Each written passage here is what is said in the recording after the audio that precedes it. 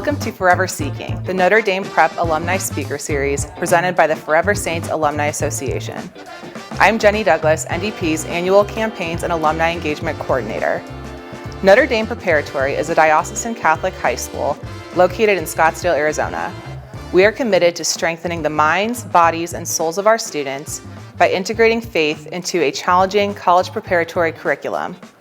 NDP promotes academic excellence, instills moral values, and encourages lifelong service to others. Our community was founded on our three pillars of reverence, respect, and responsibility. As saints, we are forever seeking. This series will feature NDP community members who will share how their involvement with NDP has impacted their lives in their ongoing search for wisdom, truth, knowledge, justice, and understanding. To kick off our first Forever Seeking Speaker Series, we will be joined by Erika Frantzve from NDP's class of 2007, who will be hosting our first speaker, David Lamb, longtime faculty member and our Social Studies Department Chair. Erika is a multidimensional entrepreneur with a bold and steadfast faith that has sustained her borderless heart. She has lived all over the world, from Los Angeles to China, working in the entertainment industry as an agency-represented model, actress, and casting director. Erika is most passionate about her global ministry work and sustainable clothing line, Proclaim Streetwear. She is known throughout her community and deep network base as an influential and positive voice, as she is the host of Midweek Rise Up podcast and a fellow for the Falkirk Center.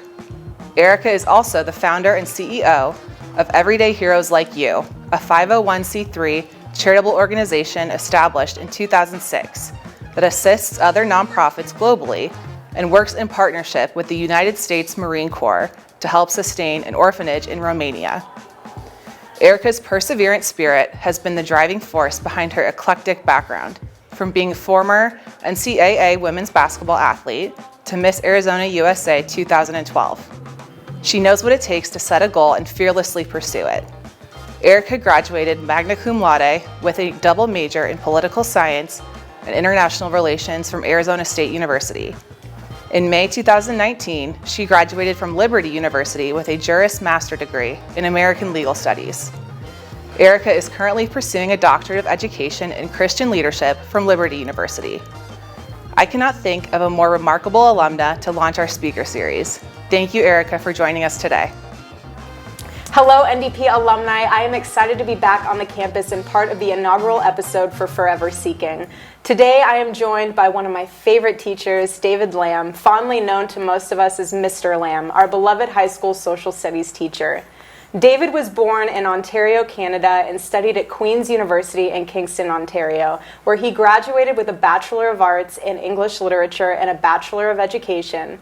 In 1987, he began his teaching career at an American school in Kuwait. As a result of the Iraqi invasion of Kuwait, he moved to Turkey, and where he taught at the Tarsus American College in Turkey. After a year, he returned to Kuwait, where he continued to work until 1997. It was during that time that he met and married his wife, Tessa.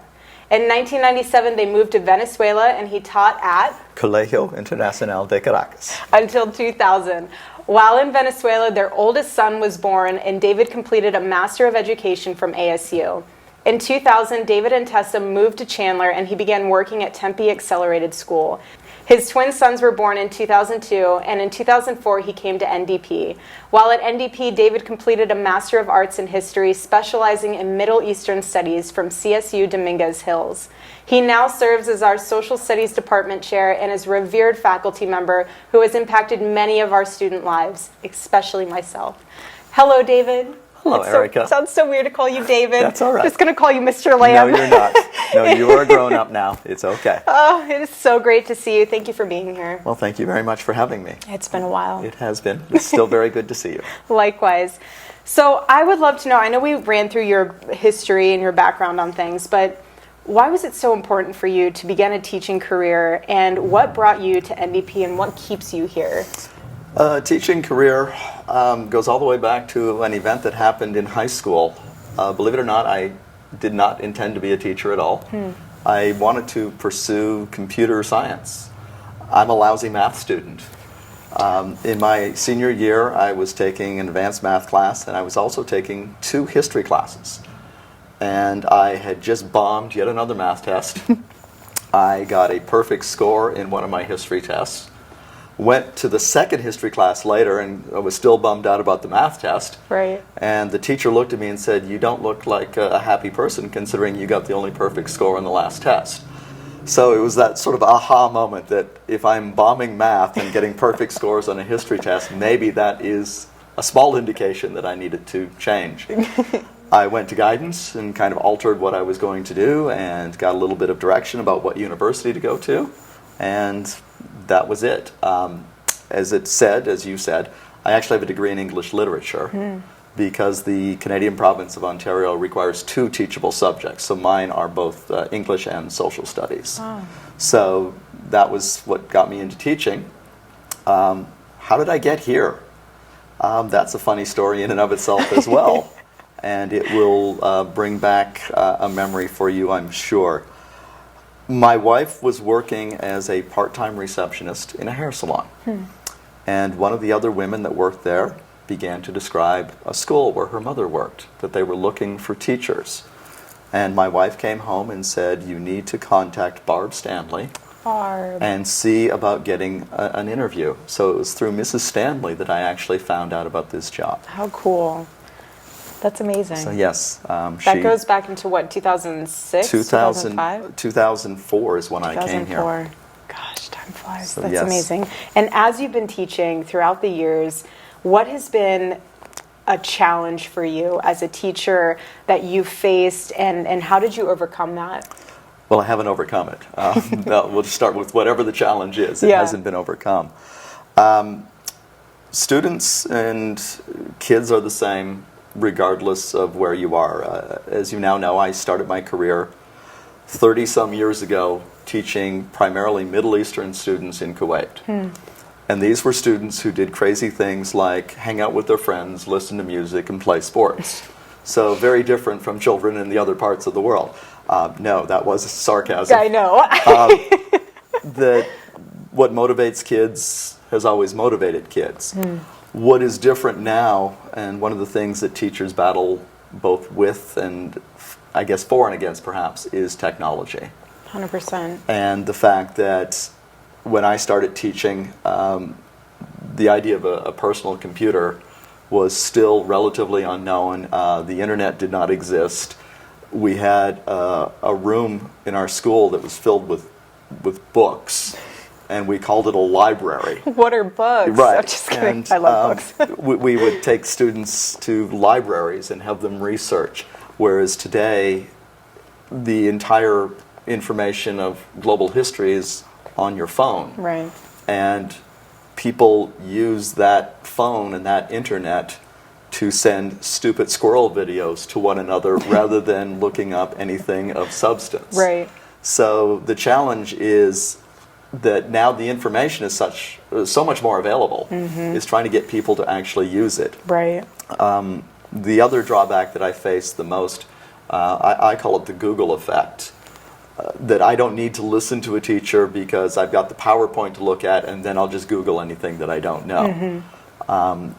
I have seen the results of that, where people have written down wildly wrong answers because they put the wrong thing into Google, and that's what they wrote and that's what they turned in. So basically it's now the technology has taken over to such a degree that we need to almost pull people away from it and actually get one-on-one conversations. And do you notice that affects the mental capacity of being able to focus for longer than a certain amount of time in the classroom, because they're so used to the 15-second videos and the way that, so how have you been able to incorporate that to get the students' attention and then keep it and hold it? It is really, really difficult, and as you said, everything is immediate. Right. And the idea that what you're doing today will actually carry into tomorrow is really an unusual concept. The TikTok video or the Vine or whatever it was, and again,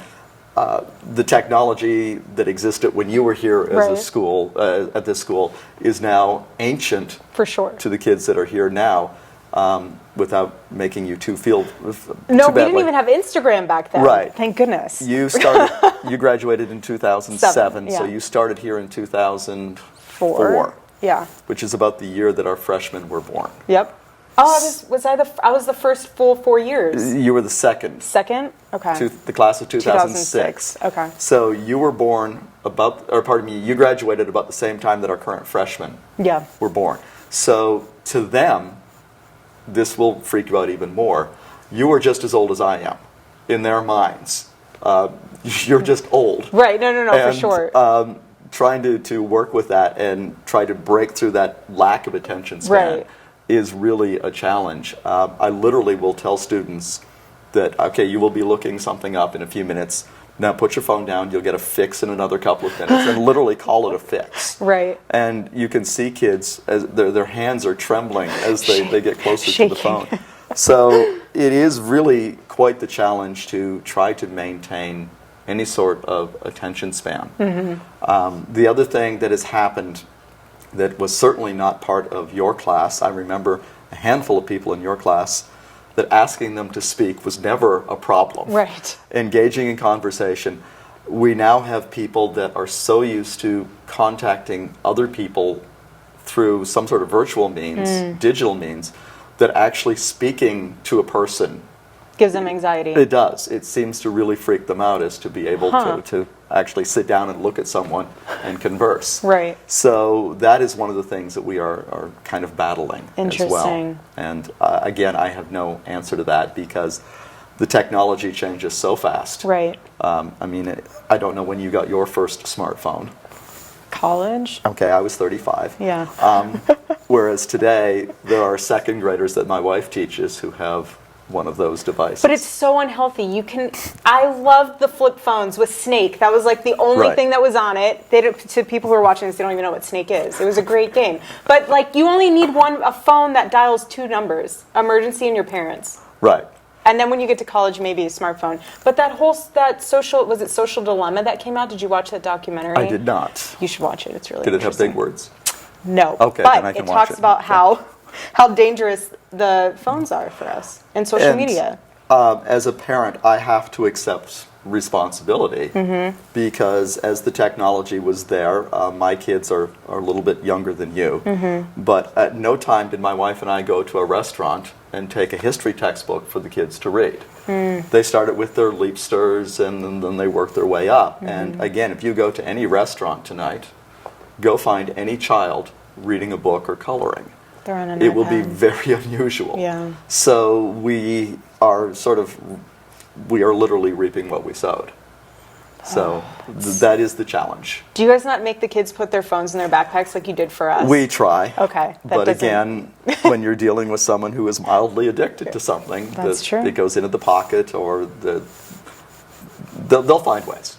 You know that. It's mortifying to think Yes, about. you know that. Kids will always find ways. They will always find a way. Yes. But in regard to pop culture, there's a lot of stuff that's going on in our country right now that's mildly insane. Let's just put it. That's Right. to put it lightly. And I feel as if you were to look back 30 years from now, how would you reflect on these times? I mean, we have the whole COVID-19 situation. Right. Then we have everything that we're dealing with as an election year.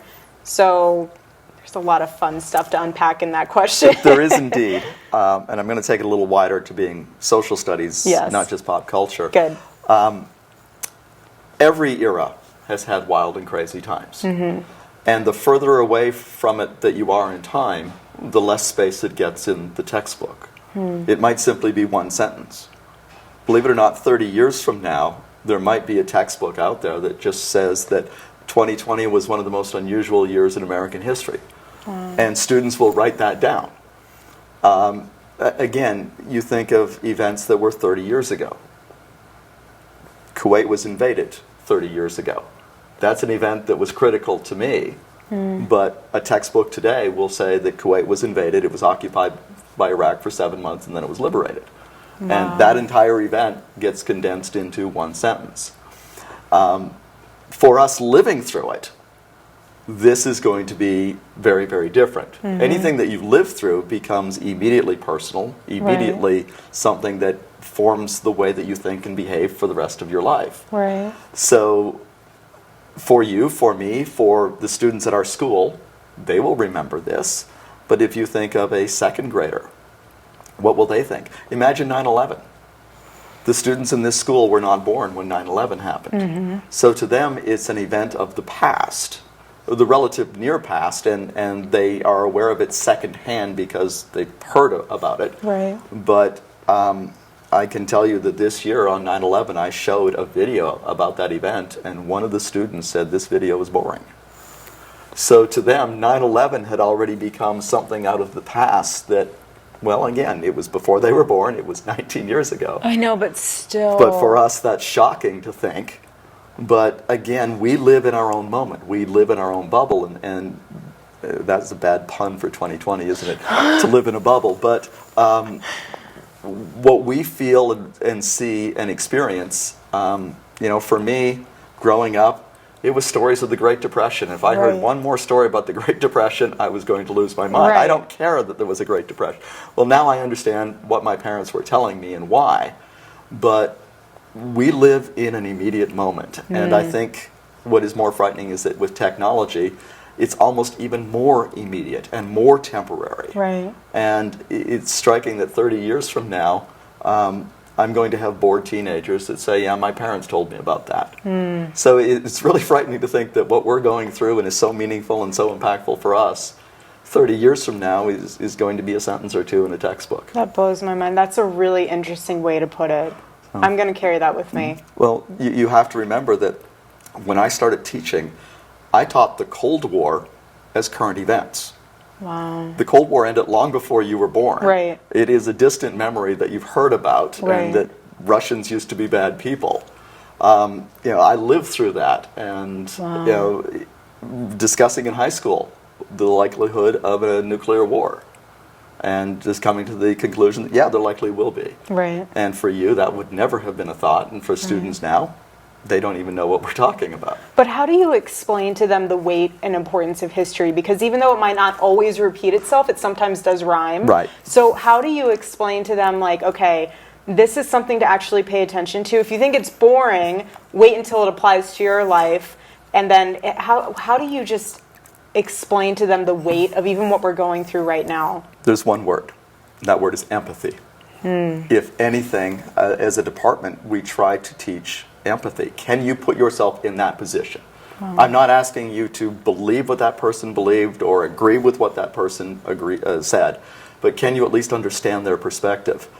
And that might circle all the way back around to what we're talking about with 2020. We are days away from an election with people that are in fistfights and the potential for armed people taking the streets on election day. I feel like we're on the brink of a civil war. Right, because we do not have the ability to empathize. Right.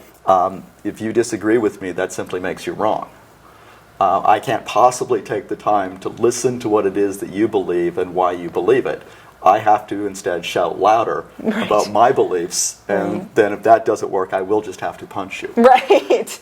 So common ground does not exist. No. And that, again, to kind of circle all of this back together, if we're trying to have kids understand, they have to have empathy. Right. And the more disconnected we are as a society because of technology, the more difficult it is for something like empathy to become part of who we are. Right. So that's sort of a double challenge to make people understand. Can you at least understand where this person is coming from? Right. Why does this person think that way?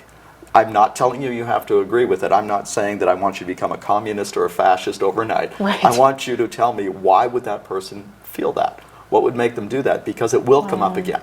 Yeah. So that's your idea of history rhyming, and that's the best way of saying it, that this exact circumstance will not happen again, but circumstances similar to it and our responses to it.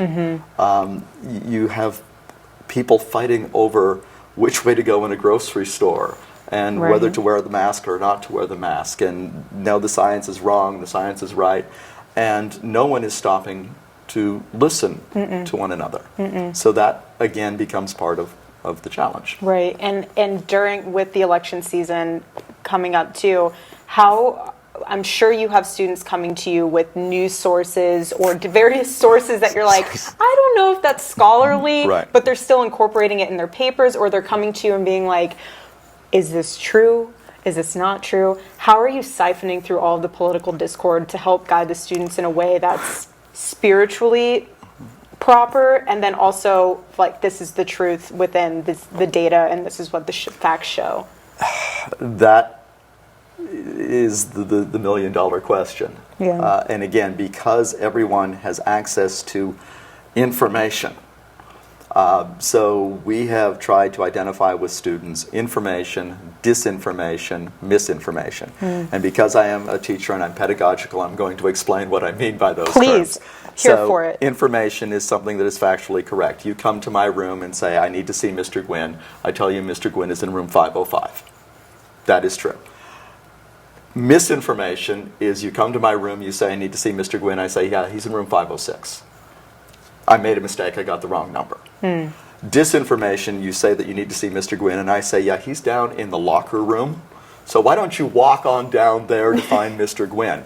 So that I've deliberately given you false information. So the challenge is not so much the misinformation. People make mistakes. People say the wrong things. The challenge is the disinformation that anybody can put online and hide behind just about anything that looks real. And there are Russian bots that are putting out information, quote unquote information, that is designed to get us to hate one another, to argue with one another. So it is really, really challenging, and to listen to politicians repeat some of this material, to listen to people engage in what should be a dialogue, repeating falsehoods that have been disproven. It really is like pushing water uphill. Right. And again, as we pointed out with the telephones and the computers, the laptop, whatever device, your Apple phone, or pardon me, your watch now, all of this is circulating so quickly that you just have to hope that people have common sense to pull back. And I would think it's one of the reasons that we struggle with empathy. I saw something on Facebook, it must be true, or it was on Instagram, and therefore I believe it thoroughly. One of my favorites, Venezuela is in a mess right now. Right. Lots of people love to put stuff on to Facebook or Instagram or any sort of social media about, well, this is what socialism will get you, or this is what that will get you. And I've written back to a couple of them saying, well, as someone who lives there when this was actually going on, and someone who's traveled and seen and spoken with these people, I can tell you that what you're saying is not accurate. So what we've got is a generation, a society that is very willing to simply forward, to retweet anything without any thought. So again, it is pushing water uphill to try to get people to just step back and even ask, does this make sense? Does this sound like it would make sense? Is Queen Elizabeth really a lizard person? Do you really think that? And the answer, sadly, is that there are people out there that will answer yes. If you want to look it up, his name is David Icke, I-C-K-E, and he will explain to you that Queen Elizabeth is a lizard person. Oh my gosh, what is wrong with this world? Oh, that's wild. It is. It really is. We live in a headline culture.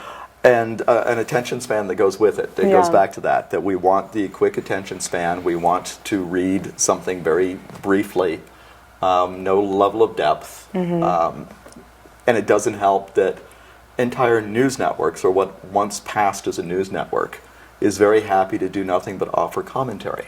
Right. Long gone are the days of Walter Cronkite. Walter Cronkite. Everything is opinion. Right. Yeah. And it's disappointing that one really struggles to actually find any sort of news that will just tell you some information to work from. Right. Instead, you are getting commentary. And I'm going to prove that our network is open-minded by bringing someone from the other side here, so the five of us on this side of the table can shout at that one person that we put on the other side of the table. Right. So it is definitely a challenge. Yeah. And what is one past experience in your life that you find yourself reflecting upon or guides your life? And how would you respond to all that's going on in the world today? I know we kind of touched on it, but what is something that really just keeps you going? I had a principal once who would quote his father-in-law, who said that things are never as good nor as bad as they seem. What you need to do, again, is to find something to ground yourself, a little bit of comparison. This year has definitely been strange, but when you live in the Middle East, I lost my job once because the country I worked in was invaded by a foreign army. And that's not something that happens to the average citizen. Right. And therefore, I tend to measure things along that. Like, people will come to me in sort of a panic that something's wrong, and I will ask, was there property damage?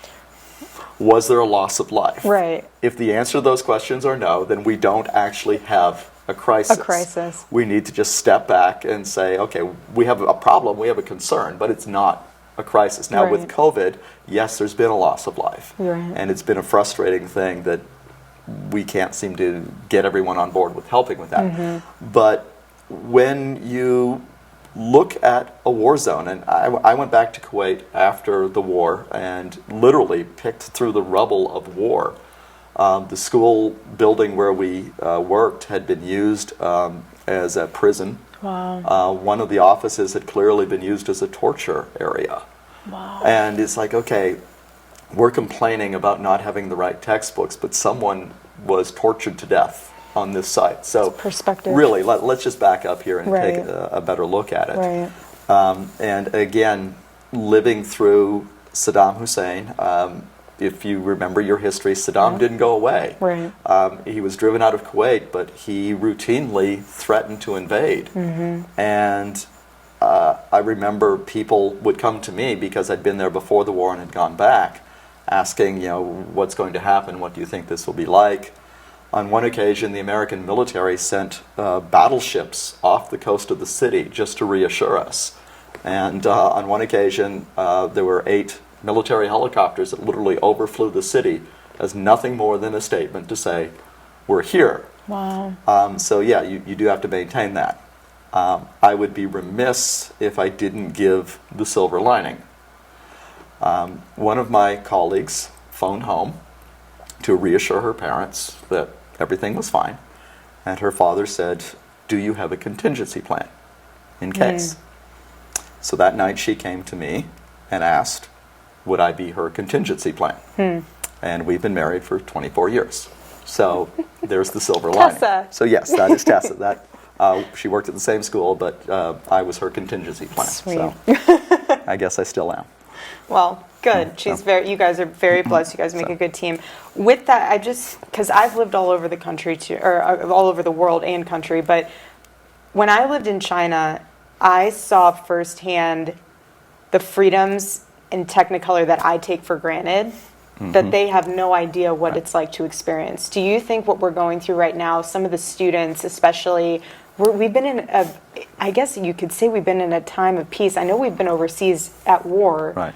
but we haven't really been, the generation that's coming up right now, are they Gen Z? Is that what they are? I call them Gen I, as in iPhone, iPad, I want. Great. Right. Gen I, Gen Z, they both work. Whatever.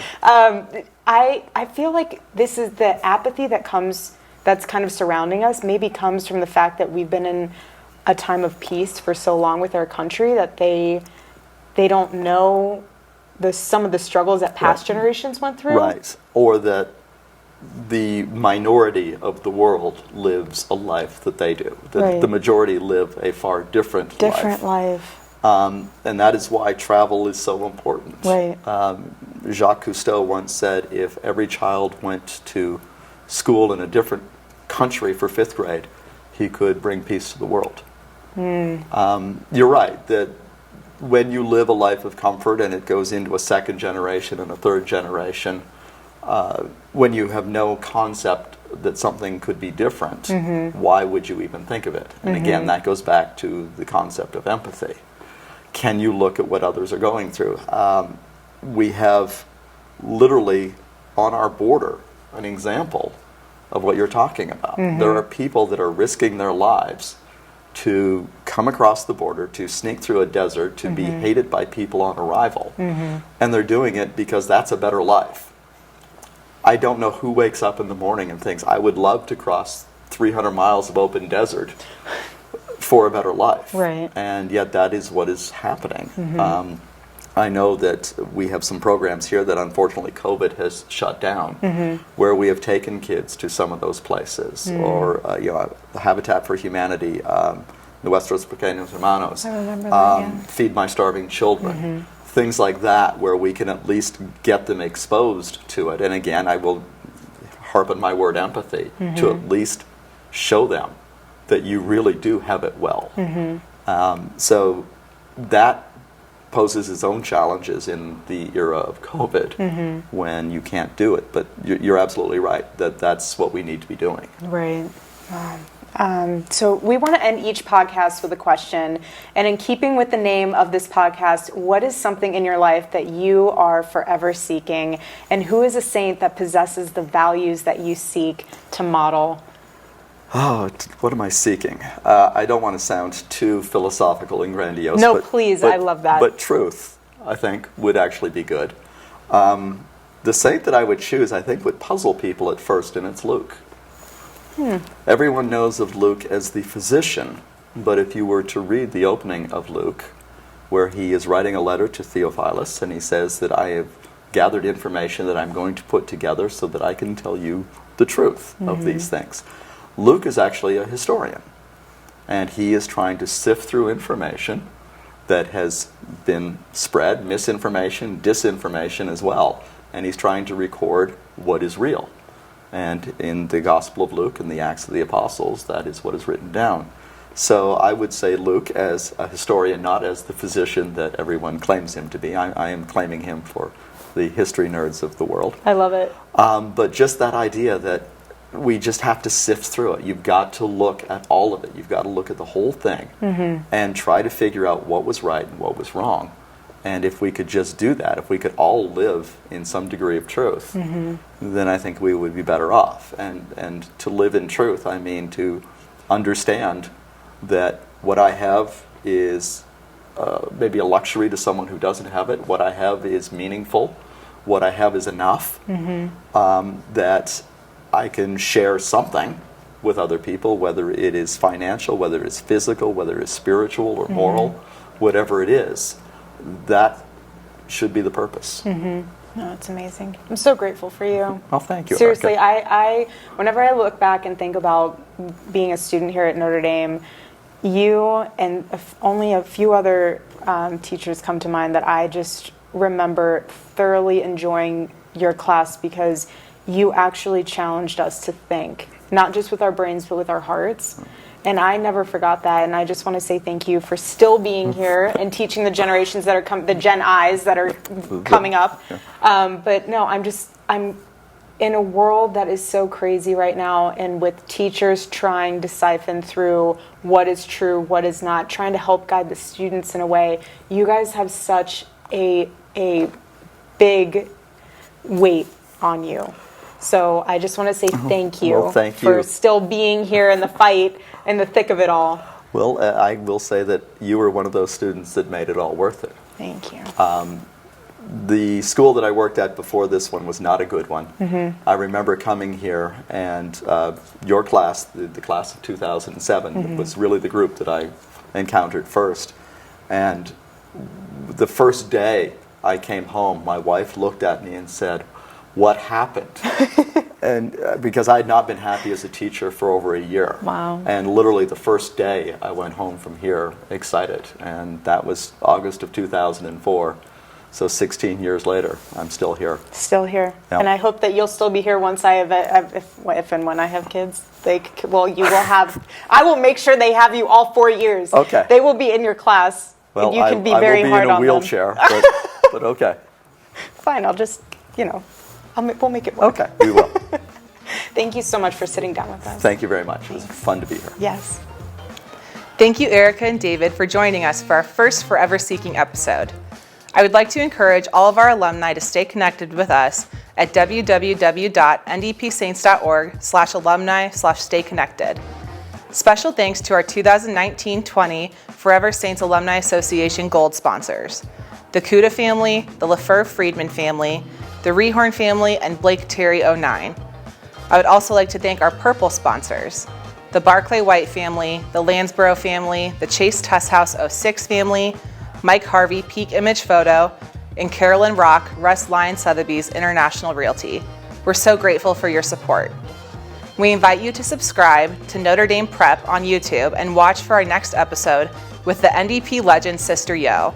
Remember, you are loved.